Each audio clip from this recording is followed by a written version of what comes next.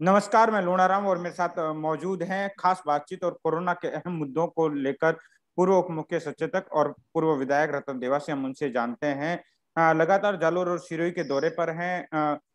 रतन जी, आप तक आ रहे हैं खास बातचीत में। पहले आप आने पर आपका बहुत बहुत धन्यवाद। महत्वपूर्ण मुद्दे हैं कोरोना महामारी, जिसमें प्रदेश सरकार का जो मैनेजमेंट रहा उसको लेकर बात करेंगे।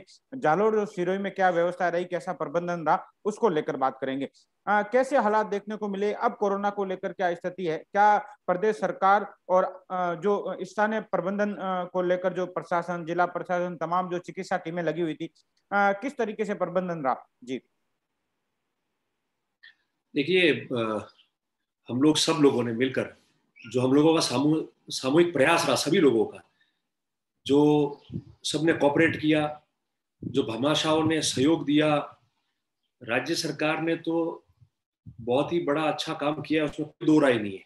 और विपरीत परिस्थितियों में काम हुआ है। मैं आपको बता दूं, आपने देखा है कि हर वीसी में और हर जगह आप माननीय मुख्यमंत्री जी की सारे बयान आप सुन रहे हैं, हमारे जो भी नेता है कांग्रेस के, उनके आपने सारी बातें सुनी है कि इस परिस्थिति में भी जो हम लोगों को केंद्र की सरकार से मदद मिलनी चाहिए थी, या केंद्र की सरकार से हमारे हक का, जो राजस्थान का हक है, वो जो मिलना चाहिए था, और माननीय मुख्यमंत्री जी और नेताओं ने बार बार राजस्थान के सभी भारतीय जनता पार्टी के नेताओं से भी आग्रह किया कि आप जाके वहाँ बताइए प्रधानमंत्री जी को और गृह मंत्री जी को कि हम लोगों को जो हमारा हिस्से का, भले वो जीएसटी का होता हो, भले जो वैक्सीनेशन की बात है, भले मेडिकल की बात है, तमाम चीजें जो हमारी बनती है, आप हमारा हक जो है वो जल्दी दीजिए हमें, ताकि लोगों के काम आ सके।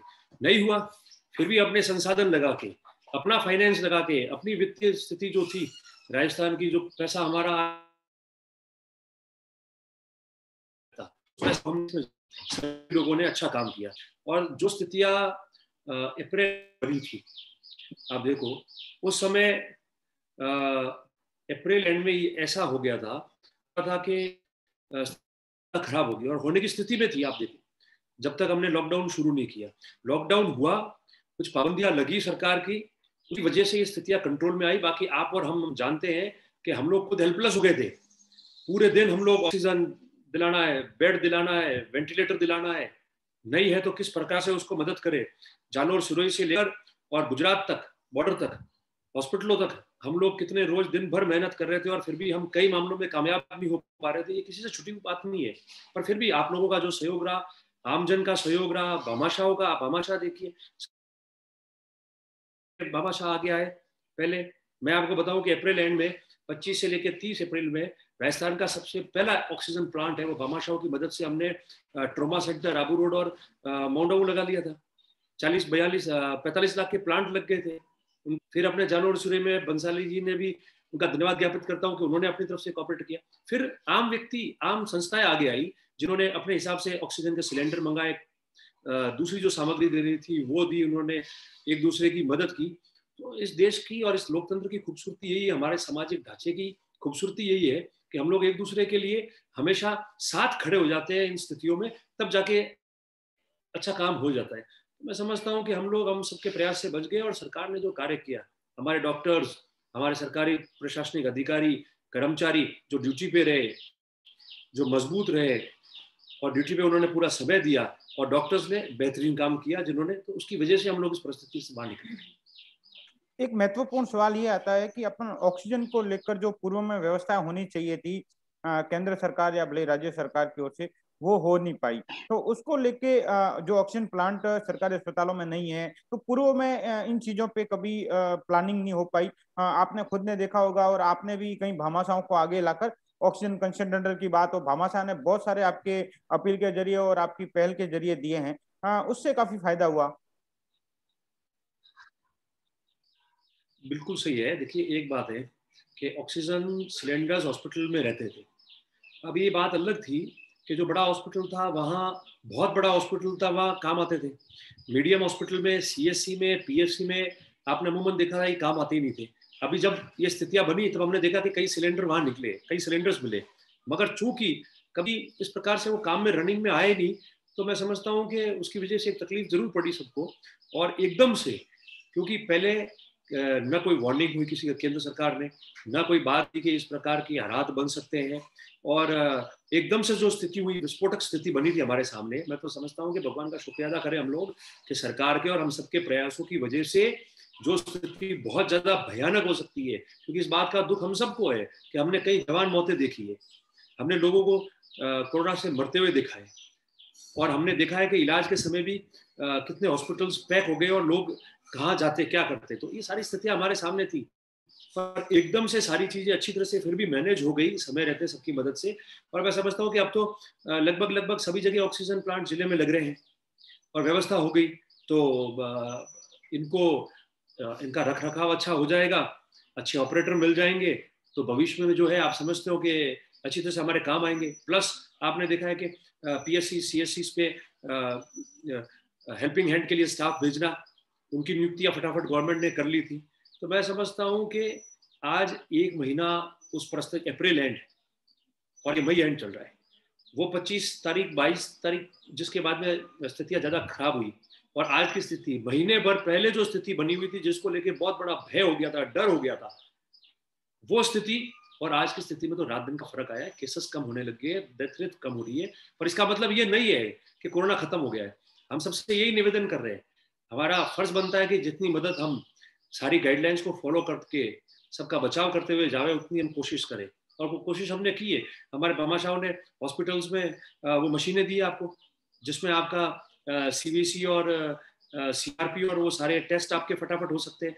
तो मैं समझता हूँ कि जो गाइडलाइंस गवर्नमेंट ने दी उसको फॉलो करना है।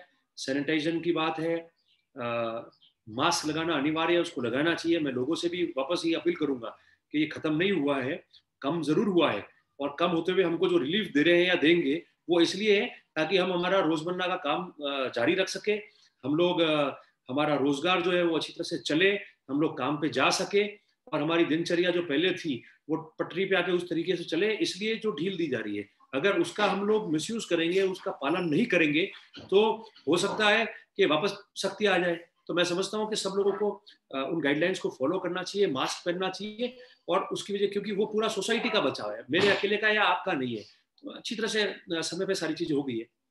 वैक्सीनेशन को लेकर एक प्रदेश सरकार के सामने एक बड़ी चुनौती है, ग्लोबल टेंडर। लेकिन ग्लोबल टेंडर को लेकर राज्य सरकारें इतना प्रयास नहीं कर पाएगी जो केंद्र सरकार कर सकती है, क्योंकि पिछले कई लंबे अरसे से वैक्सीनेशन का काम है वो केंद्र सरकार करती रही है। राज्य सरकारों के पास इतना स्ट्रक्चर या जो वैक्सीन खरीदने को लेकर जो प्रणाली है वो नहीं है।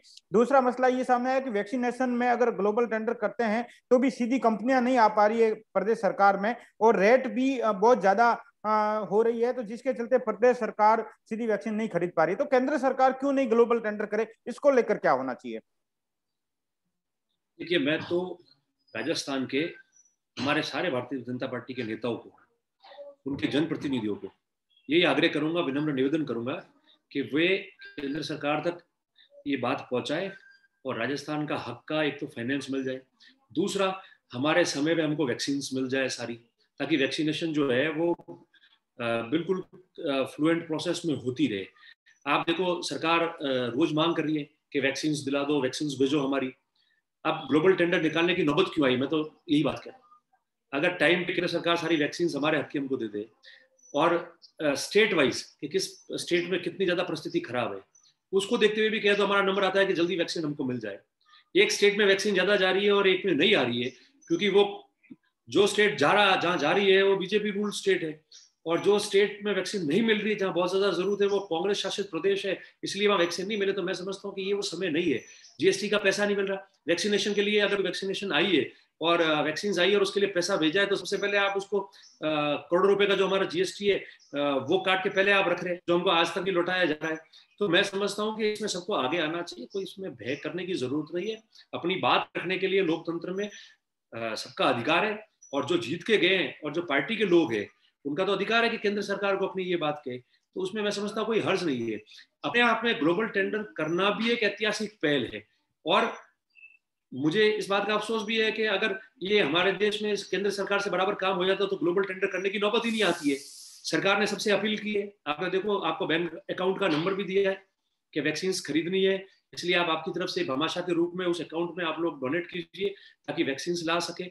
स्वयंसेवी संस्थाओं को आगे आना चाहिए। मैंने स्वयं ने भी एक पत्र गवर्नमेंट को लिखा है और एक पत्र एक hotel association of mount Abu की तरफ से हम लोगों ने लिखा है, जिसमें हमने ये लिखा है कि हम 2000, 4000, 5000 वैक्सीन करने को तैयार है, वैक्सीनेशन करने को तैयार है, वैक्सीन लेने को तैयार है, और उसका पूरा खर्चा हम लोग उठाएंगे और फ्री में लगाएंगे वैक्सीन। उसकी हमको अनुमति प्रदान करें ताकि हम संपर्क भी करें, या फिर वैक्सीन हो, हम पैसा जमा कराने को तैयार है, हमको वैक्सीन भी दे देवे। तो मैं समझता हूँ कि मैंने सरकार से भी ये मांग की और मांग करता हूँ कि जो स्वयंसेवी संस्थाएं अपने खर्चे पे निःशुल्क वैक्सीन दूसरों को लगाना चाहे और वैक्सीन खरीदने का खर्चा वो देने को तैयार है, तो एक पहल ये भी जल्दी करनी चाहिए। तो मैं समझता हूँ कोई भी भामाशाह हो, कोई बहुत बड़ी संस्था हो, रोटरी हो, लायंस है, किसी ऑर्गेनाइजेशन है, शहर की कोई संस्था है, तो वो लोग वैक्सीन खरीद के, जिसकी क्षमता है 500 हो, 1000 खरीदे, 500 खरीदे, 2000 खरीदे, हम लोगों ने 5000 का टारगेट रखा है, तो वो उनको दे दें तो वो वैक्सीन लग जाएगी। तो मैं समझता हूँ कि ये हमने बनाया है और कहीं एक दो जगह हमारा संपर्क भी चालू है। मैं समझता हूँ कि एक दो दिन में शायद हम कामयाब भी हो जाएंगे इसका। अब बात आते हैं कोरोना महामारी में जो प्रदेश सरकार की ओर से जो अपने जिलों में, जालोर में, सिरोही में जो डेवलप काम होने थे, विकास कार्य, वो रुक गए या उनमें थोड़ी देरी जरूर हुई है। लेकिन फिर भी जैसे नर्मदा प्रोजेक्ट की बात करें या अन्य प्रोजेक्ट, पेयजल प्रोजेक्ट की बात करें, तो प्रदेश सरकार ने उन पर जरूर फोकस किया है। उसको लेकर क्या देखते हैं आप? देखिए, मैं आपको बताऊं कि जालोर और सिरोही दोनों जिलों के लिए, और जालोर के लिए भी आपने बात की, तो ये जो हमारा वित्तीय वर्ष का बजट हुआ है 2022 का, आप देखो बजट में बहुत सारी ऐतिहासिक घोषणाएं हुई है। जैसे नर्मदा के पानी को और आगे ले जाके हर जगह जोड़ना है, उसके बारे में आपने बताया, स्पेसिफाई किया हुआ है। जालोर में टाउन हॉल बनाने की बात हुई है। सड़कें, जो हमारी मेजर सड़कें हैं जितनी भी, जिनकी हालत खराब थी पिछले 5 साल और 7 साल हो गया, उन सड़कों को आप देख लो। जैसे सांचौर, ऑलरेडी सांचौर रानीवाड़ा जुड़ी है, तो रानीवाड़ा, भीनमाल, रामसिंह, उधर मंडार हाईवे, इधर सिरोही कालंदरी, इधर आपकी करड़ा वाली, तो जिले की जो नेटवर्क की सड़कें हैं बड़ी, उनको नए सिरे से बनाने की बात हुई है, करोड़ों रुपए उसमें दिए हैं। इस तरीके से पर्यटन की दृष्टि से सारी चीजें, तो सरकार ने बजट के अंदर जिले में या दोनों जिलों में देने में कोई कमी नहीं छोड़ी है। अब ये बात अलग है कि अप्रैल में जब वो उनके प्रस्ताव बनने शुरू होते हैं, डिपार्टमेंट में कागज जाते हैं, उनकी डीपीआर बनती है और सारी चीजें होती है और फाइनेंस रिलीज होता और उनके टेंडर्स होते, तो 2 महीने, अप्रैल मई महीने ये हमारे खराब हो चुके हैं, वो तो सबके सामने। जून महीना भी ऐसा चला जाएगा, पटरी पे गाड़ी आती है, सारी चीजें सामान्य होती है, वर्किंग शुरू हो जाती है ऑफिसों के अंदर। तो मैं समझता हूँ कि जल्दी से जल्दी इनके डीपीआर हो जाएगी, इनके टेंडर्स हो जाएंगे, फाइनेंस से बजट जो है वो इनका जारी हो जाएगा। तो मैं समझता हूँ कि सारे काम जो है वो थोड़ा बहुत डिले हुए। फाइनेंस भी हमारा, आप देखो, सरकार ने पूरा झोंक दिया मेडिकल के अंदर कि केंद्र की सरकार दे या नहीं दे हमारे पैसा, मगर राजस्थान के अंदर किसी प्रकार की कोई कमी नहीं रहनी चाहिए। तो जो क्षमता सरकार की थी कार्य करने की, हमारे अधिकारी और प्रशासन अधिकारी कर्मचारियों के साथ, और जो वित्तीय स्थिति हमारी थी और जहां से और जुटा के काम कर सकते थे और जो भामाशाहों की मदद दे सकते थे, वो सारे प्रयास गवर्नमेंट ने कर दिए। तो मैं समझता हूँ कि देरी जरूर हो गई है, थोड़ा डिले भी हुआ है, और 2, 4, 5, 6 महीने खराब होते तो निश्चित तौर पर, अगर 1 साल के बजट के अंदर 4-5 महीने खराब हो जाते हैं तो तकलीफ तो पड़ती है। फिर भी कोशिश होगी कि ये जैसे ही सब कुछ सामान्य हो जाती है तो जल्दी से जल्दी ये जो काम लिया है उसका बहुत जल्दी काम पूरा हो जाए, विशेषकर सड़कों का और नर्मदा का। नर्मदा का तो आप देखो 2012-13 और 2013-14 में कांग्रेस की सरकार थी, गहलोत साहब मुख्यमंत्री थे, और उसी समय आपको पता है कि सांचौर में शिलान्यास हुआ था और एक साथ में 1200 करोड़ रुपया, 1300 करोड़ रुपये जालोर की विभिन्न योजनाओं के लिए, नर्मदा के लिए दिया था। मगर पिछले 5 साल में जो 13 और 18 के बीच का कार्यकाल था भारतीय जनता पार्टी का, उस समय आप देखो जो 16 में पानी आना चाहिए था, 17 में पानी आना चाहिए था, वो आज 19-20 में मुश्किल से आ पा रहा है। तो मॉनिटरिंग नहीं हुई, कंपनियां पे उनका पकड़ नहीं रही, ब्लैकलिस्ट करनी पड़ी कंपनियों को, और सरकार ने वित्तीय जो था बराबर वो पैसा जारी नहीं किया, उसकी वजह से गड़बड़ हुई। इसलिए लोगों की आज शिकायत आ रही है कि मेरे यहाँ से लाइन निकाल दी पानी की, उसके यहाँ आई नहीं है। तो इसका भी हम लोग पुनः नए सिरे से एग्जामिनेशन करेंगे कि गांव में बराबर सबको पानी मिले। और अब जो सरकार ने घोषणा की है बजट में कि नल तक पानी सबके पहुंच जाए आराम से, तो उसकी जो भी डीपीआर बनेगी उस पर भी हम पूरा ध्यान देंगे कि कोई भी व्यक्ति उससे वंचित नहीं रहे। तो मैं समझता हूँ कि जिस स्थिति में भी हम लोग रहे, पानी, बिजली, सड़क, चिकित्सा, ये जो काम पूर्व में हमने अच्छे ऐतिहासिक काम किए, शिक्षा के मामले में भी वो काम जारी रहे, और इस बजट में बहुत कुछ हमको मिला है, वो टाइम पे जमीन पे आ जाए और उसके कार्य शुरू हो जाए, इसके पूरे प्रयत्न हमारे द्वारा किए जाएंगे। अंतिम सवाल पे आते हैं। अब जालोर और सिरोही की बात करें, कोरोना के जो आंकड़े हैं एकदम से घट गए हैं, पॉजिटिव आंकड़े भी बहुत कम आ रहे हैं। जो कोविड सेंटर है या जिन अस्पतालों में कोरोना मरीजों का इलाज होता था, उनमें भी अब बेड है वो खाली नजर आने लगे। ये अच्छी एक तस्वीर है, सुखद तस्वीर है। कैसे देखते हैं कि अब कंट्रोल रहेगा? और तीसरी लहर को लेकर जो अभी से संभावना जताई जा रही है, उसको लेकर प्रदेश सरकार और अपने जिलों में, जालोर सिरोही की बात करें, यहाँ पर तैयारियां हैं? देखिए, ऐसा है कि केसेस कम हो गए, डेथ रेट कम हो गई, मैंने पहले बचा, ये तो बहुत अच्छा सुखद और आरामदायक समाचार है हमारे लिए। नहीं तो जो स्थिति अप्रैल एंड में और मई की 15 तारीख तक बनी हुई थी, वो जो 20-25 दिन निकले हैं, आपको पता है कि वो कितने भयानक रूप में हम देख रहे थे, उसको डर लग रहा था सबको। आज ये कम हो गई है। फिर मैं वो बात कर रहा हूँ कि कम जरूर हुए, मगर सावधान रहना पड़ेगा, सतर्क रहना पड़ेगा, सुरक्षित रहना पड़ेगा, गाइडलाइंस की पालना करनी पड़ेगी। तीसरी लहर की बात आ रही है, आज भी हम पढ़ रहे हैं, अलग अलग स्टेट्स में हम पढ़ रहे हैं। आज महाराष्ट्र के बारे में सूचना आई है कि हजारों बच्चे जो है वो बच्चों में वायरस पाया गया है, तीसरी लहर के रूप में देख रहे हैं। तो इसका मतलब यही है कि हम लोगों को सावधान रहना चाहिए। ऐसा नहीं है कि लॉकडाउन में अगर ढील दे दी और हमको रोजाना जो हमारा काम है और हमारी दिनचर्या है उसको शुरू करने के लिए हमको अगर एक मौका मिला है, तो उसका मतलब ये नहीं है कि हम उन नियमों को तोड़ के जो है बिल्कुल ही उसी तरह से आजाद होकर हम लोग घूम ले। हमको सारी गाइडलाइंस को फॉलो करते हुए सतर्क सावधान रहना पड़ेगा, क्योंकि स्थिति खराब होने के बाद बहुत मुश्किल है। आप उन लोगों को पूछो जो बीमार हो गए, उन लोगों को पूछो जो कोविड पॉजिटिव थे, उन लोगों को पूछो जिनके परिवार में अचानक में जवान डेथ हो गई। हमने हर चीज बहुत नजदीक से देखी है।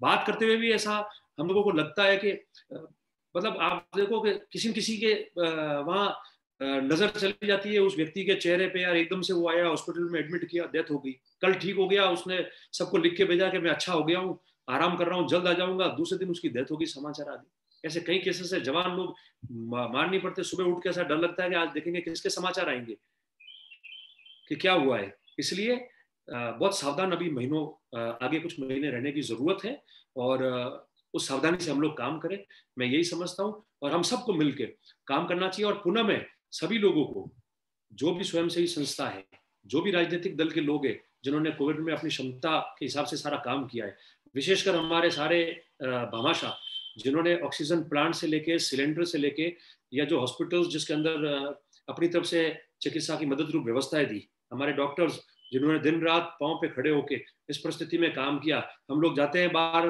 कई लोगों को डर रहता है कि कोविड हो जाएगा, वापस घर आते हैं, चिंता में रहते हैं, सारी चीजें होती है। वो 24 घंटे उन्हीं लोगों के साथ है, उन्हीं की सेवा कर रहे हैं। उन लोगों ने अपना काम किया, और आप लोगों ने सबने मिलकर, हम लोगों ने जो बातें हैं सही बात कि कहाँ क्या तकलीफ है उसको सरकार तक और जनप्रतिनिधियों तक पहुंचाई, पत्रकारों ने, सभी लोगों ने मिलकर ये किया है। तो उसकी वजह से ही हम पार पड़े हैं। एक व्यक्ति कुछ नहीं कर सकता, सरकार अकेली कुछ नहीं करती है, सरकार के साथ में सब लोग मिलकर खड़े रहते हैं और हिम्मत देते हैं, उनकी मदद करते हैं, तब जाके हम कामयाब होते हैं। और राजस्थान की सरकार ने तो बिना केंद्र की मदद ही नहीं मिली, फिर भी पिछला मैनेजमेंट भी बढ़िया रहा, इस बार भी मैनेजमेंट बढ़िया रहा, और जितनी अच्छी क्षमता थी उससे भी अधिक काम सरकार ने किया।